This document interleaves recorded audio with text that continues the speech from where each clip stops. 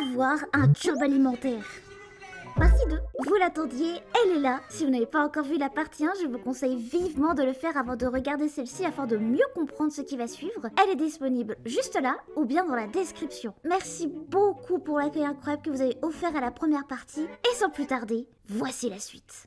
Comme vous le savez, j'ai travaillé dans un magasin de bricolage l'été dernier avant de me lancer à 100% dans ma passion. Mais pour le moment, je vous ai parlé que d'un seul endroit de mon lieu de travail, mais en tout, il y avait 3 endroits différents. Le magasin, là où j'étais pour l'accueil et la caisse, le service retrait ou retour de marchandises, que j'appellerais SRM pour être plus rapide, et ce qu'on appelait bâti, qui est un endroit à ciel ouvert où étaient vendus des articles beaucoup plus bruts et plus axés pour les professionnels du bâtiment. Pour pouvoir travailler au SRM ou bâti, il fallait d'abord y être formé, vu que ça diffère un petit peu du magasin. Le SRM était fait pour y être à 3 personnes grand maximum, il n'y avait pas plus de postes de toute manière, et surtout, il n'y en avait pas d'utilité. Cependant, c'était un endroit très prisé, car c'est un endroit un peu à part du magasin, sans non plus être trop loin, et surtout, c'est un endroit où il y avait peu de clients, et donc très tranquille. Tous les managers étaient fourrés là-bas, donc ça faisait déjà 5 personnes, mais les petits chouchous des managers étaient aussi là-bas. En moyenne, ils étaient 8 personnes à être là-bas, occupées à valider leur panier de leur commande de vêtements en ligne.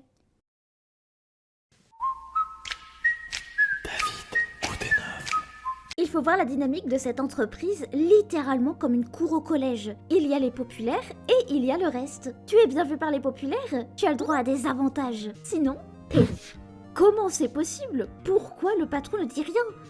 Pour le coup, j'ai ma petite idée en tête que je garde pour un peu plus tard dans l'histoire. Mais la douleur m'égare. Si je vous parle de ce SRM et bâti, c'est parce qu'on m'a demandé d'être formé dans l'une de ces sections avec pour but d'être formé aux 2 par la suite. Et on m'a demandé de commencer par bâti. Il faut savoir que l'on m'a toujours dit, manager, RH, collègues, tous, que ce soit SRM ou bâti, c'était des formations en plus et absolument pas obligatoires. Si je ne voulais pas le faire pour X ou Y raison, j'avais le droit et qu'il ne fallait pas hésiter à leur dire.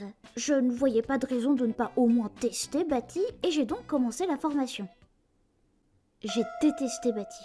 Pour expliquer un peu comment ça fonctionnait, les clients viennent avec leur véhicule et mettent directement dans le coffre tous les articles qu'ils souhaitent acheter et à la fin du parcours se trouve la caisse. Il n'y a aucun code barre ou code couleur ou que sais-je pour reconnaître les produits, il faut donc connaître chaque produit par cœur. Il y a bien à disposition plusieurs porte-vues qui listent tous les produits disponibles, mais si je devais donner une estimation, il devait y avoir environ 500 articles.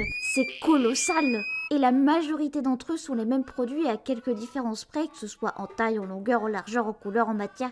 Mais c'est vraiment difficile de faire la différence quand on s'y connaît pas. Et surtout, t'as pas le temps de consulter le porte-vue. Il faut aller vite, car vu que les clients sont en voiture, il suffisait qu'il y ait 2 autres clients derrière le client que tu encaisses, et ça y est, il y a un bouchon. Pour ne rien aider, vu que ce sont des matériaux bruts, tous les articles sont très lourds. Et vu qu'ils sont déjà mis dans le coffre, il faut les bouger pour vérifier qu'on n'a rien loupé.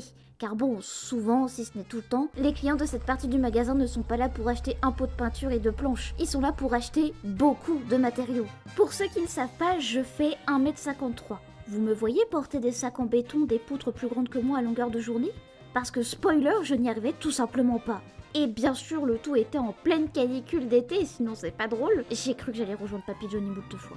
Dès le premier jour de formation, je savais que je n'aimais pas, mais pas du tout, le bâti. J'ai quand même voulu continuer encore quelques jours pour ne pas abandonner dès le premier jour et voir si finalement j'arriverais à aimer ça un minimum. Je me sentais un peu obligée d'aimer ça car personne ne voulait aller en bâti, et quand je dis personne, c'est personne, au point où jour 2 de ma formation, ils voulaient déjà que je gère toute seule l'entièreté du bâti, seule, moi. Incapable de faire la différence entre une lambourde et un chevron. Mais là, je pouvais vraiment pas. Et vu qu'on m'a toujours dit que je n'étais pas obligée d'accepter les formations, j'ai donc été voir un manager une semaine après le début de celle-ci pour lui dire que le bâti n'était pas fait pour moi et que même si je comprenais qu'ils étaient en manque d'effectifs là-bas, que j'étais vraiment pas faite pour ça et que je préférais le dire maintenant plutôt que d'aller au bout de la formation et de leur faire perdre du temps. Il me répond qu'il n'y a pas de souci, je rentre chez moi le corps fracassé par la semaine au bâti, mais rassurée de ne plus avoir à retourner là-bas. T'es convoqué chez les RH, maintenant. Ah? J'arrive au bureau des RH et là on m'invite à aller directement. Encore une fois, vous l'avez deviné, le seul et l'unique, bureau fermé. Je vais me faire défoncer. Je t'ai convoqué, ma Seaba, car j'ai des retours de la part de tes collègues que tu étais très désagréable et quelque peu violente verbalement, que ce soit avec eux ou avec les clients. Et aussi que tu avais refusé catégoriquement de remettre un seul pied au bâti de manière un peu virulente. J'aimerais donc en parler avec toi. Des clients ont fait des retours négatifs me concernant. Ah non, non, ce sont également des observations de tes collègues. Et qui sont ces collègues, car je vois vraiment pas avec qui j'aurais pu me comporter comme ça et que c'est vraiment pas dans ma personnalité d'agir comme il vous a été décrit. Ah non, mais je peux pas dire, il faut que je préserve l'anonymat pour éviter les représailles. Bon, sans nom ou sans contexte donné, il m'était difficile de savoir de quoi il m'était précisément reproché concernant mon comportement envers les collègues et les clients, sachant que je m'entendais très bien avec les collègues avec qui je travaillais et que même niveau client, j'avais des habitués qui venaient exprès à ma caisse car ils m'appréciaient. Mais concernant le bâti, là j'avais un contexte. Et je lui ai redit mot pour mot ce que moi j'avais dit au manager lorsque j'ai annoncé ne pas vouloir continuer la formation bâti. Ah bah oui, ça fait quand même plus de sens quand même. Je trouvais ça bizarre, surtout que là je te vois et tu es tout à fait normal. Par contre, je dois t'informer que les formations sont obligatoires. Ah, nouvelle règle, maintenant les formations sont obligatoires. On n'a pas le choix et on peut rien dire car c'est stipulé dans le contrat que nos missions sont amenées à évoluer sans que le contrat soit changé. Enfin, précision, les nouveaux n'ont pas le choix car les anciens, eux, ils font ce qu'ils veulent. Et ils sont tous au SRM et ils ne veulent pas revenir travailler en magasin ou être formés au bâti car ce serait quand même dommage de devoir travailler. Mais eux, je cite, c'est un peu délicat de bousculer leur habitude.